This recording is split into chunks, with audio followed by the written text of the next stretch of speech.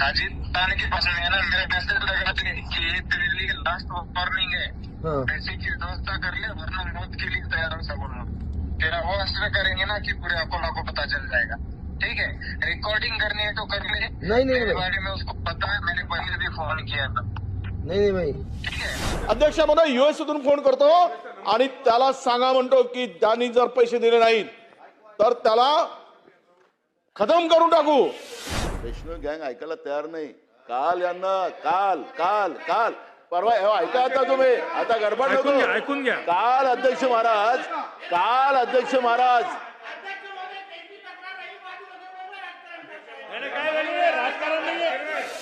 उगाच टार्गेट करायचं काम चालू अध्यक्ष महोदय। आता स्थगन कशाबद्दल होता अध्यक्ष महोदय? स्थगन कशाबद्दल होता? अध्यक्ष महाराज माझं पूर्ण होऊ द्या।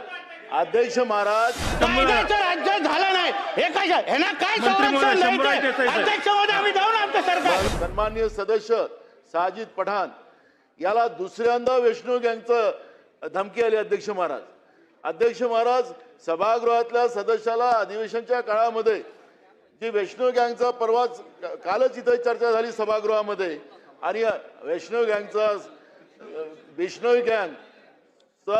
लोक समजा या सभागृहातल्या सदस्यांना धमक्या देत असेल तर ही पण गंभीर बाब आहे। सरकारची असमर्थता याच्यामध्ये पुढे येते। अध्यक्ष महाराज या सभागृहातला विधानसभेचे आमदार सुद्धा सुरक्षित नाही अशी परिस्थिती निर्माण झालेली आहे आणि म्हणून हा शेतकऱ्यांचा स्थगन तर आपण मान्य केलाच पाहिजे। आणि साजिद पठाणला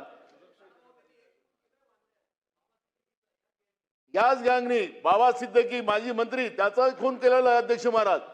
आणि म्हणून मी अध्यक्ष महाराज साजिद पठाण इथं आलेले आहेत, त्यांनाही या गोष्टीची त्यांची संपूर्ण भूमिका मांडू दिली पाहिजे। अध्यक्ष महाराज आमदारच सुरक्षित या राज्यात नसेल तर या राज्यातली जनता सुरक्षित कशी राहू शकते? अध्यक्ष महाराज पत्रकारांनी समजा उद्या त्यांच्याबद्दलच्या लिहिलं या गँगच्या बद्दल त्यांचाही जीव धोक्यात येणार अध्यक्ष महाराज। आणि म्हणून अशा या गंभीर परिस्थितीवर मी मुद्दामून आपलं लक्ष वेधतोय आणि आमचं संरक्षणाची जबाबदारी अध्यक्ष महाराज आपली आहे आणि म्हणून ह्या गंभीर बाबीकडे मी आपल्याला या ठिकाणी लक्ष केंद्रित केलेलं आहे। साजिद पठाणला आपण या ठिकाणी बोलू द्यावं आणि माझा शेतकऱ्यांचं जो स्थगन या ठिकाणी आत्महत्याचा मी मांडलेला आहे तो स्थगन आपण मान्य करावा। शासनाने याची नोंद घ्यावी। अध्यक्ष महोदय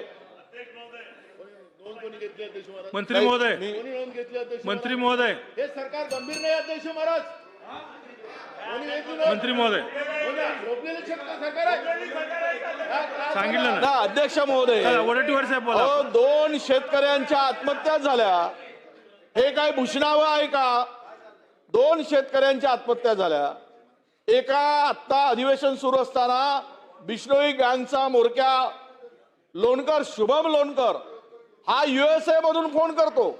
यांनी पहिल्या आलेल्या धमकीच्या वेळेस फोन ब्लॉक केला, त्यांच्या नगरसेवकाला फोन करून सांगतो ओ थांबा ना जरा प्लीज, ओ काल आलेली धमकी आहे।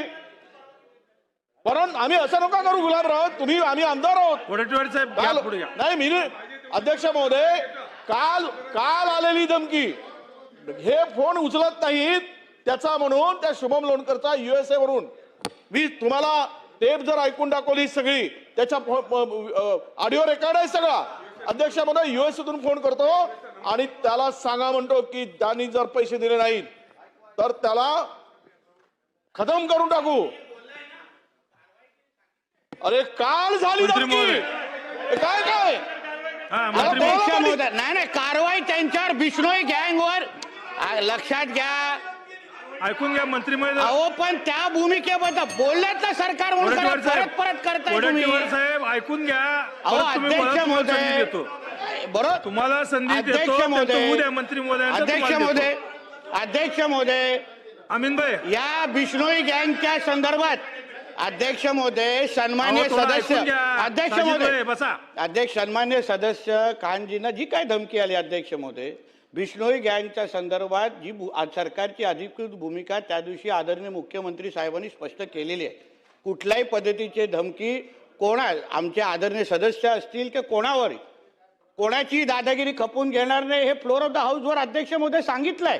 आणि म्हणून आदरणीय सदस्यांच्या बाबतीमध्ये जी काय त्यांची तक्रार आहे, जी काय माहिती आहे त्यांनी द्यावी निश्चित. ऑडिओ क्लिपिंग पण जे तुमच्याकडे पुरावे आहेत खान साहेब, जे तुमच्याकडे पुरावे आहेत ते तुम्ही पोलिसांना द्या, दखल निश्चितपणे घेतली जाईल अध्यक्ष. अरे तक्रार करा ना, नक्की ना. आता इथं वाढवणार का बसून बसून? तुम्ही तक्रार करा, माहिती द्या, निश्चित होईल ना. कोण नाही कोण बोलताय याच्यामध्ये? नाही, कोणच बोलत नाही अध्यक्ष महोदय. आणि त्या दिवशी सीएम साहेबांनी या बाबतीमध्ये भूमिका स्पष्ट केली अध्यक्ष महोदय. मग परत तुम्ही याची परवानगी आहे कसं काय? मंत्री महोदयांनी जे भूमिका इथं मांडलेली आहे, मंत्री महोदयांनी भूमिका जी मांडलेली आहे अध्यक्ष महाराज, बरोबर आहे. माननीय मुख्यमंत्र्यांनी त्या दिवशी भूमिका मांडली अध्यक्ष महाराज, पण मंत्र्यांनी एकदा गोष्ट मान्य केली अध्यक्ष महाराज, त्यांच्या बोलण्यातूनच आपल्याला स्पष्ट होतं की मुख्यमंत्र्यांनी या ठिकाणी सांगून आम्ही यांना सोडणार नाही, त्यांच्यावर कडक कारवाई करू. पण मुख्यमंत्र्याचा आवाज वैष्णव गँग ऐकायला तयार नाही. काल यांना काल परवा ऐका आता तुम्ही, आता गडबड नको, ऐकून घ्या. काल अध्यक्ष महाराज अध्यक्ष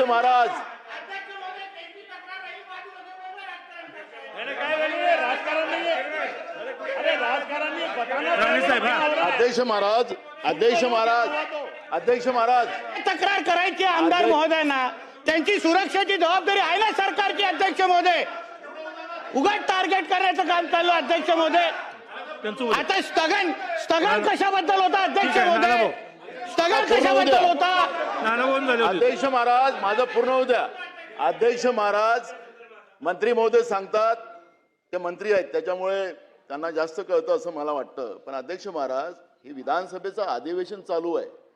अधिवेशनाच्या काळात एखादी घटना होते आणि म्हणून आम्ही सभागृहामध्ये, कारण की आमची जबाबदारी तुमची आहे अध्यक्ष महाराज, आम्हाला सुरक्षा प्रदान करायचं, आम्हाला संरक्षण करणं हे तुमची जबाबदारी आहे. आणि म्हणून आम्ही हा मुद्दा आज इथं आम्ही मांडतोय याच्यासाठी की काल झालेली घटना आहे. परवाच्या दिवशी मुख्यमंत्र्यांनी सांगितलं काल झालं, आणि म्हणून आम्हाला इथं राजकारण करायचं नाही आहे. पण अध्यक्ष महाराज, आज आमच्यावर आहे, उद्या तुमच्यावर येणार. सिद्ध केलं. आम्हाला सुरक्षेचा विषय नाही आहे, हा सुरक्षेचा विषय नाही आहे अध्यक्ष महाराज. या राज्यामध्ये कायद्याचं राज्य राहिलं की नाही राहिलं? काय बोलताय तुम्ही? गुलाबराव पाटील सर,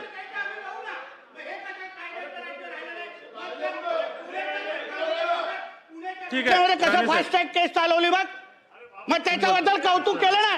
मग अध्यक्ष महोदय ह्यांना काय संरक्षण द्यायचं अध्यक्ष महोदय? आम्ही देऊ ना अध्यक्ष महोदय. कायद्याचं राज्य नाही राहिलंय, कशाला वाक्य पाहिजे? कायद्याचं राज्य झालं नाही हे कशा, ह्यांना काय संरक्षण द्यायचं अध्यक्ष महोदय? आम्ही देऊ ना आमचं सरकार. आपण बसून घ्या.